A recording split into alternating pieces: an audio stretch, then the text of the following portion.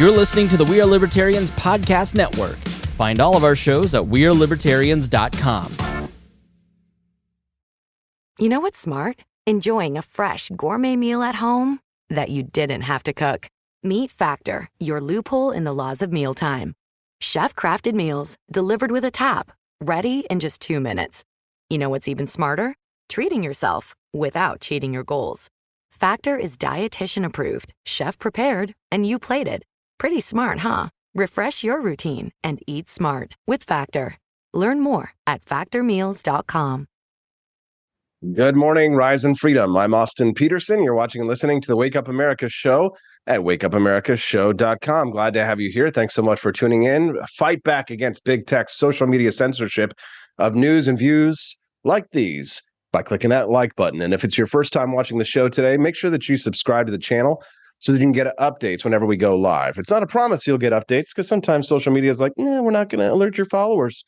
So what can you do? Well, just remember, every Monday through Friday, the Wake Up America show streams live from 7 a.m. to 9 a.m. Central Time. So set an appointment on your calendar. Come back and join us 5 days a week. It's a great way to stay updated on all the world events that you can use. These days, I have really been smitten with Vivek. Cupid's arrow has found its way to my heart for a young Indian man running for president of the United States. I don't know. He gives me really strong AP for Liberty vibes, or AP for LP 2016 vibes. But not everybody is so smitten with Vivek Ramaswamy. As a matter of fact, a lot of people who share my same philosophy and ideology are a little bit more skeptical of him. So I need somebody to come in here and slap me around a little bit and shake some sense into me. That's why I brought my friend Chris Spangle from the Chris Spangle Show on with me right now. Good morning, Chris. How you doing, brother? Austin, how does somebody look so handsome this early in the morning?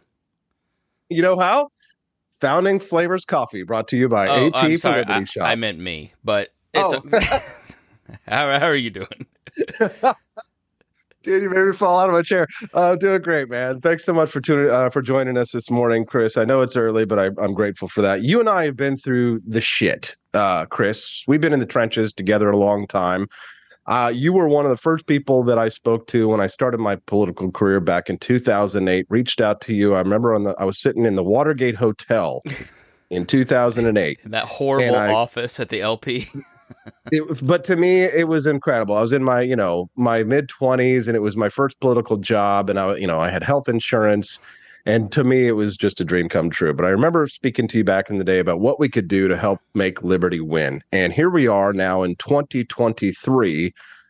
What, about 15 years later, and it didn't work out quite as we planned.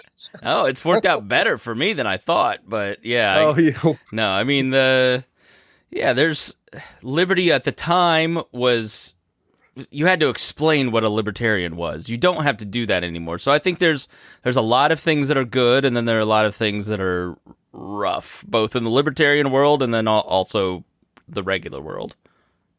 Well, yeah, exactly, because we are sort of in our own little world there. And I do want to talk to you about the libertarian movement in a little bit more details later. But let's get to the news here. You and I watched the same debate, but maybe we saw kind of sort of different things. Let's just talk about the Indian in the room. Vivek Ramaswamy says he's going to declare war on the administrative state, says that not a single more penny to Ukraine. Calls out DeSantis for flip-flopping on issues, says he wants to decriminalize ayahuasca and other hard drugs and things like that so that veterans can use them. I mean, maybe not a perfect libertarian, but certainly the most libertarian out of all the GOP candidates at this point. Am I wrong?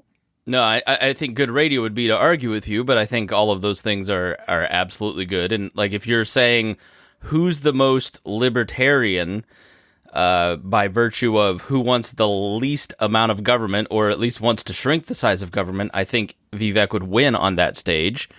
The other Indian in the room, Nikki Haley, I don't think has the same goals. She at least understands the 10th Amendment when it comes to things like abortion, unlike Mike Pence. And kudos to the Republicans, by the way. I don't know if you've seen any articles, I haven't, about how diverse that stage was compared to the 2020 Democratic primary, which was not diverse. But I think with Ramaswamy, Vivek, as I'll call him, because I'm not good at pronouncing names that aren't anglicized because I'm backwoods Hoosier. It's Vivek like cake. Okay. You know, I think you have to have a wait and see attitude. I don't think that Vivek is someone that is tested. I think he is a very successful person in his own right. I think people want to kind of cast doubt on his career and say, I've seen a lot of Trump-centric people say, oh, well, he's not, you know, he's like Trump. He's kind of a charlatan in business. He says he's a scientist, but he's really not. But he has a legitimate business career that he's coming off of. But he really doesn't have much of a political career. You know, he was a libertarian rapper, Vivek, back at Harvard. You know, he...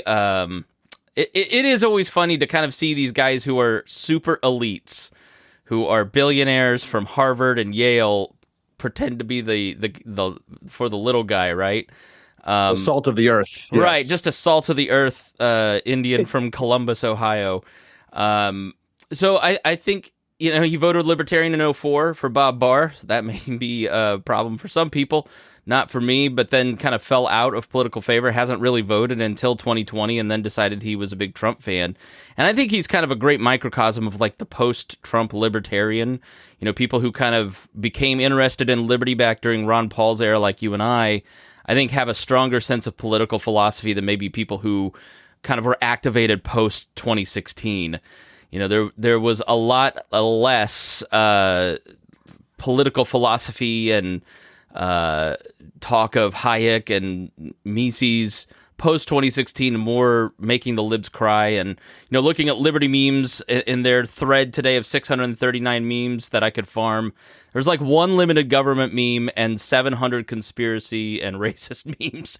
Like, and I think that's sort of, you know, a guy like Vivek who comes along and says, look, I want to be president. I think I have the talent. I think I have the resume. I want to inherit the Trump movement. You know, has kind of that carnival barker feel like Trump, can hit all the right notes. I think he's really identified what people want to hear, but I don't know that, like Ron Paul, he has the record yet to be trusted with it. If you're just tuning into the Wake Up America show, good morning. I'm Austin Peterson. We're glad to have you here. Make sure that you click like on the channel. Help us fight back against big tech censorship of shows like these. And subscribe to the channel if it's your first time watching us here this morning. We're glad to have a nice audience size here with us between Rumble and YouTube, Apple TV, Fire TV, and Roku. We hope you'll come back and join us again another morning as well. I'm speaking to Chris Spangle of the Chris Spangle Show. He and I go way back in the Liberty movement, and he's got his own show and podcast as well. Chris, you say that you watched the debate 3 times, and you sent me a little pukey face next to that. You say, in a lot of ways, this was an actual policy debate after the first 30 minutes, but the antics in the beginning shaded the whole thing. What do you mean? Yeah, so I went in blind, but I haven't followed any of the presidential politics at all. I didn't really know a lot about Vivek. How do you say it? Am I saying Vivek like Vivek, cake? Vivek. Okay, excuse me. My 2-hour podcast about the debate, I got it completely wrong. Vivek, I initially couldn't stand him, and I still don't like his style. But after watching it the second time, you started to notice, okay, this is strategy. This is debate strategy that Pence is doing too. In a lot of ways, Vivek and Pence are very much alike. They're very skilled politicians. They're very skilled on messaging. Mike Pence was a radio talk show host from here in my hometown. I work in the building he used to work in. He is very skilled at debating, and he knows the rules inside and out. And what the two of them would do is invoke another opponent at the end of their statement, or Vivek would talk under people at the end of their statement in order to provoke them into saying his name so that they could then get more time. They would get 30 seconds, which is why Pence and then Vivek got, Pence had twice the amount of speaking time that Asa Hutchinson did. All of that is really exciting for the clips. The reality of these debates is that the important part is the first 30 minutes because that's what the media watches, and then they spend the last 90 minutes writing their stories. Or people tune in at 9 o'clock and decide about 9:45, 10 o'clock, they're going to go to bed, they've heard enough, and they tune out, right? So, when you're asked the first question of what is your plan to solve inflation, and then they go with their pre-canned opening statements, Fox should have just given them opening statements. because they ignored all the questions in the first 30 minutes, tried to get in their mudslinging. But then if you watch the second half of the debate, things like abortion, which is what they spent the most time on, that was an actual policy debate. You know, you had Nikki Haley saying, look, we have to come to some consensus. Like, Nikki Haley's strategy very much for this debate was to get anyone who wasn't a hardcore Trump supporter, who was a soft R, maybe a centrist, to kind of like her. I'm going to start out swinging at the Republicans, rightly saying they're big spenders. I'm going to actually answer questions about climate change. I'm going to have kind of a softer answer on abortion that is more favorable towards women. You know, and then you had Mike Pence saying consensus is the opposite of leadership. We need a federal ban on it. Then you had Doug Burgum pulling out his Cato pocket constitution, reminding people about the 10th Amendment. You know, then when they get to crime, they had a multitude of different answers on how they would solve crime that weren't canned answers. So, you know, like Vivek kind of kept saying, well, if your super PAC talking points aren't done, you know, which Pence undermined him and said, is that your rehearsed line? Which sort of like illustrated the point that he had his own his own rehearsed lines. They really kind of had an actual policy debate. Without Trump being there, you were able to talk about issues of substance, and it wasn't just kind of mean tweets the whole time. So I think there was a lot there for Republicans to decide, like, what's the future of the party? Are we going to still be the party of the Constitution, or is that just going to continue to be a punchline? Which is really, I think, some of my biggest beef with Vivek is, yeah, he was the most limited government of all of those people. But when you dig into his plans, he wants to use executive authority that far exceeds what Barack Obama did in terms of going after a lot of different pieces. His tariff plans are off the charts. They make Donald Trump weep. You know, saying that you want every person to pass a constitutional exam to vote at the age of 25, unless you're in a special protected class because you served in the military, then you can vote at 18. Like, but that's tempting. That's tempting.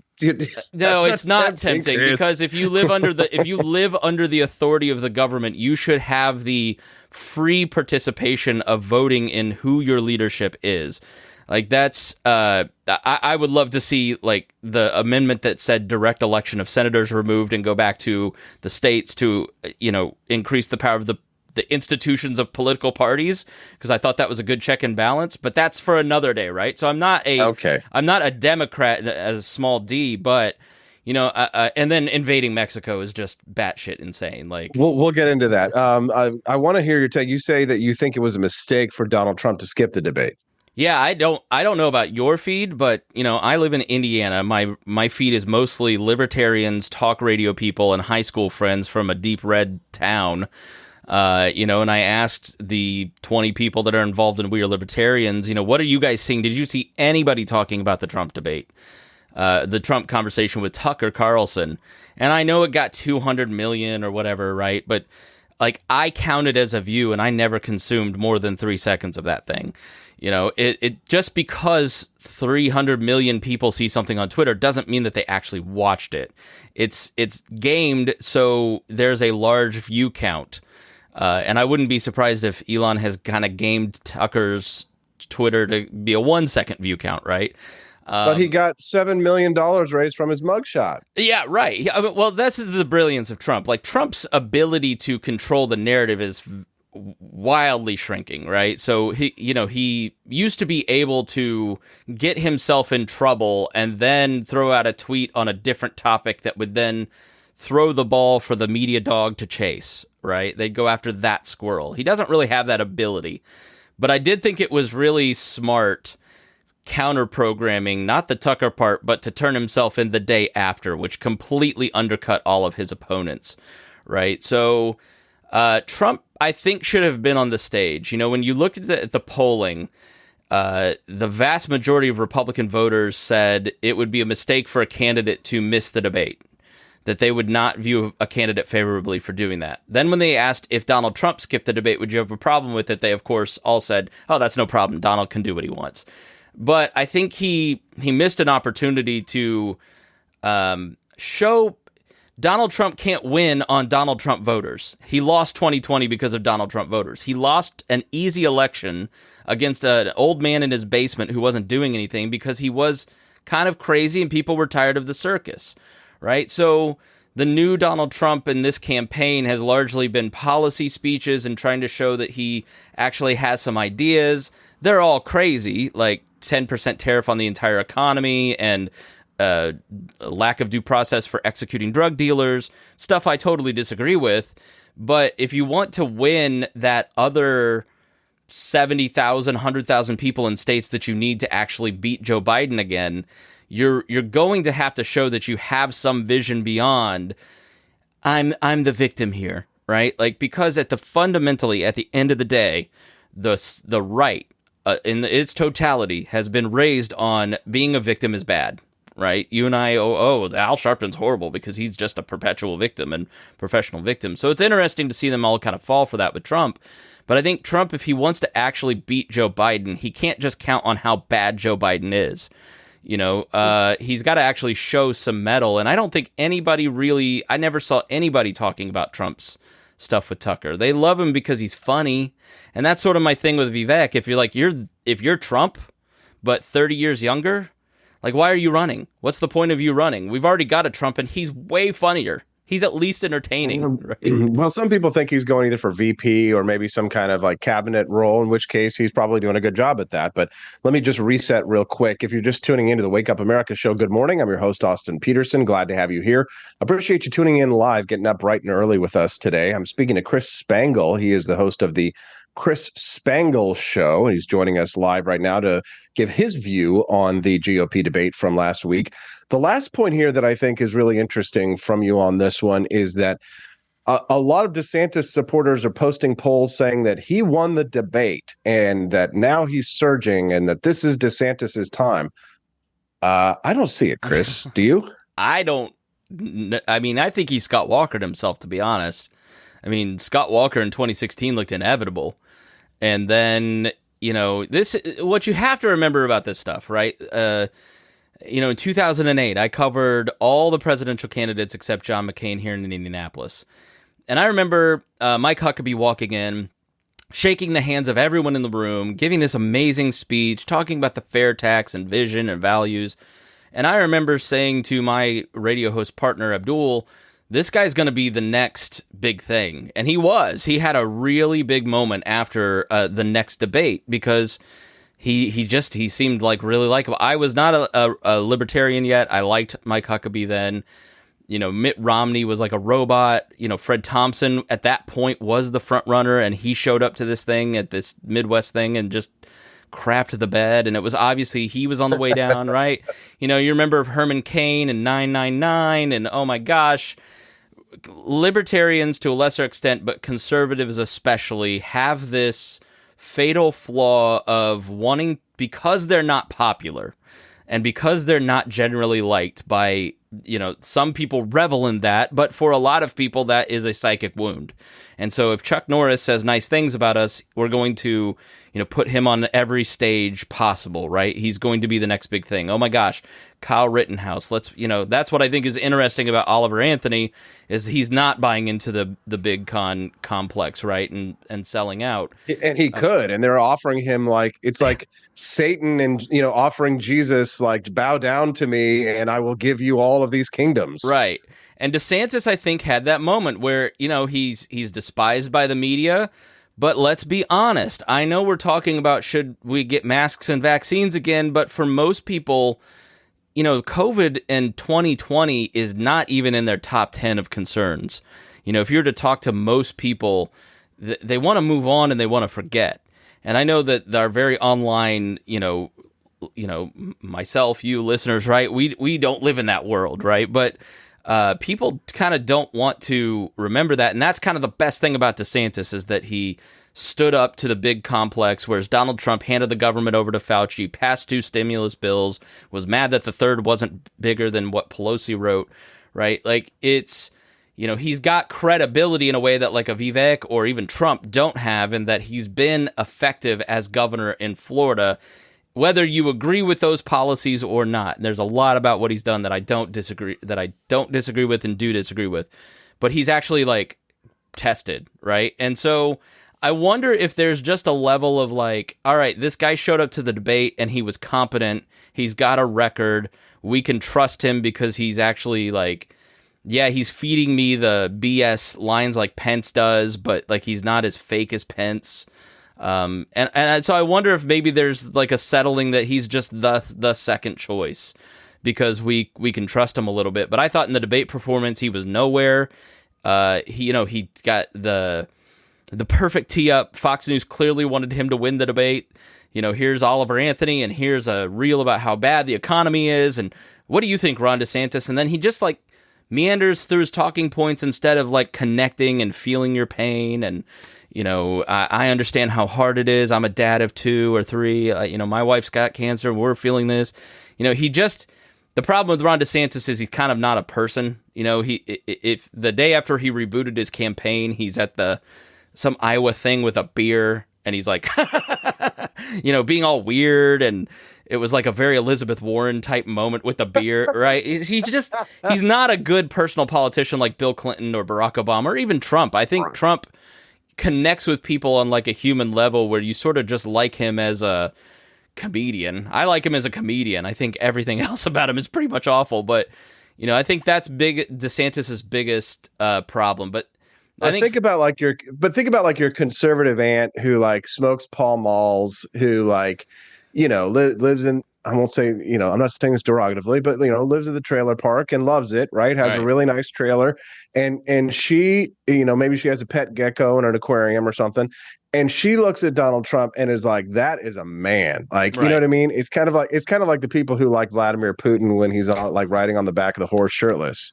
They're just, there's like there's a demographic of people that like that kind of like resonates with, that like older kind of like beefy, caked up strong man who get sort of makes him excited. Like you want to have a beer and a Pall Mall with, right, at the bar. Like Trump is the kind of guy that would be the guy that everybody be surrounding him and listen to him tell stories and laugh. You look at his mugshot and say he's hard.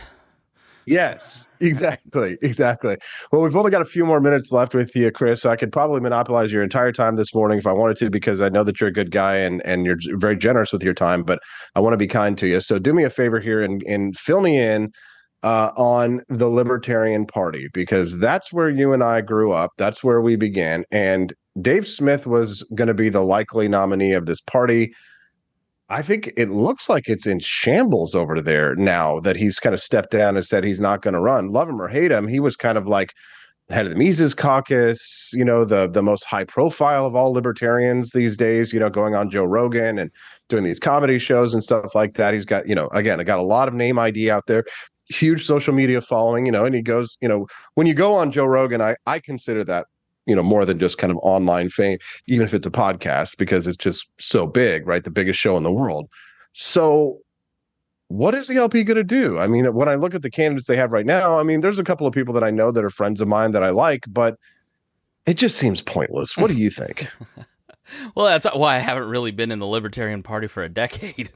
My own journey, I was a reporter, and I saw, I was a Republican, and I worked for a talk radio station, and I knew Democrats were bad, right?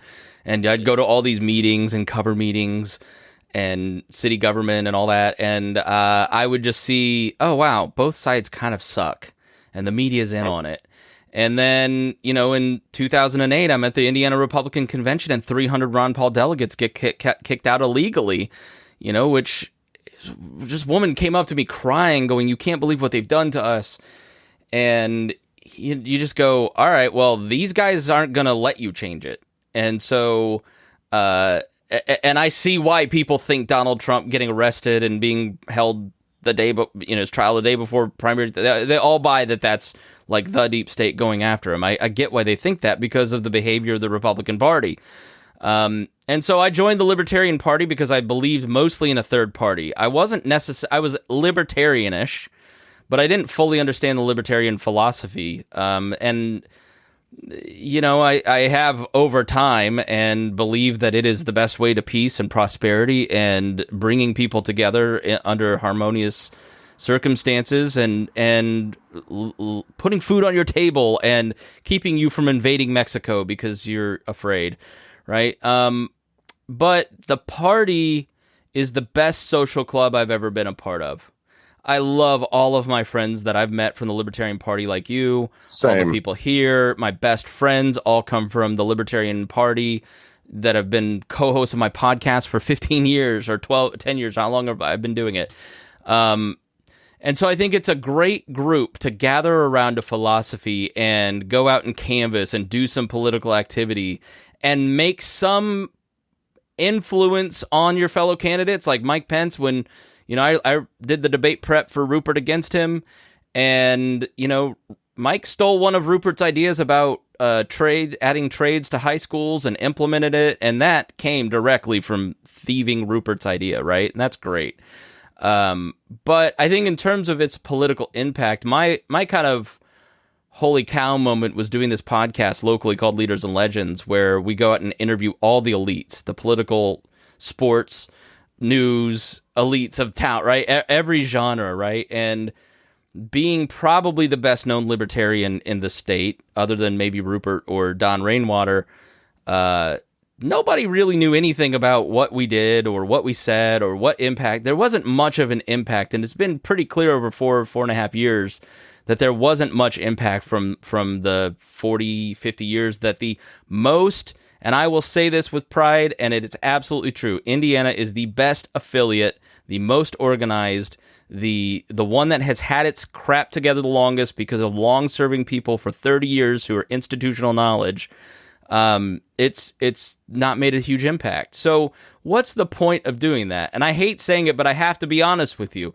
If you want to go into it, do it because you want to get to know great people that believe the same thing as you, but be very clear-eyed about the kind of impact that you're going to make in your campaign. And I didn't believe this in 2008 when I took the job, but I do believe it now. The LP is a great way to wake people up to the message of libertarianism, and it ought to be a pure libertarian message.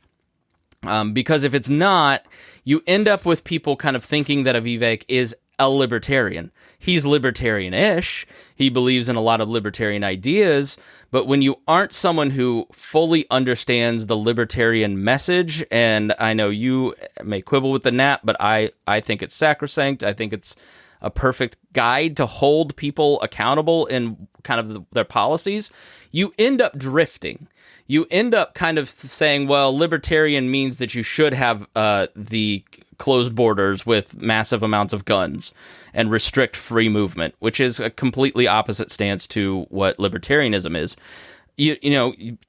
I'm not saying that there's no true Scotsman. I'm still a pragmatist at heart. Like, you still, in this day and age, if you run for office, win, and serve in government, you can't be a libertarian. Like, there's no way to be a pure libertarian and make that kind of change. But I think the Mises movement came in with some promise.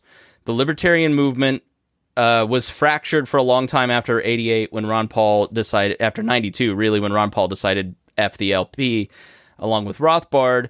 And, it was very difficult from 08 to 12 when I was there, because you couldn't get any Ron Paulers to support any LP candidates. They just wouldn't do it, and they were really awful about it. So when the Mises movement kind of came in and said, let's blend these two together and fight together, I was like, awesome. But the leadership was so incompetent and so hostile to any form of institutional knowledge and such demagogues that you knew that this was going to be the end result. Because you can't drive out the people who have been there for 20, 30, 40 years that have put, their personal car collections on the line to buy the asset of the building like Jim Lark did, and drive those people out because they're not your type of libertarian and expect to succeed. Because the people who came in being told by the messengers, we're going to just kill this. This is an inevitable victory.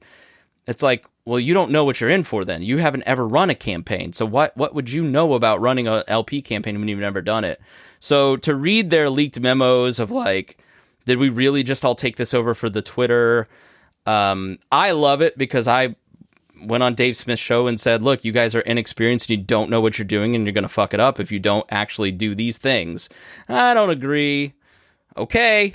Good luck. And so why would Dave Smith want to run when you've got a party that isn't going to get 50 state ballot access, that isn't going to embrace your candidacy, that's going to have most of the active members completely defect from voting for you to vote for Donald Trump because they're so scared of the left. You created your own problem. Why would you want to run? I don't blame him at all. I think, why would you take a pay cut? Why would you take all that abuse? It's the right move.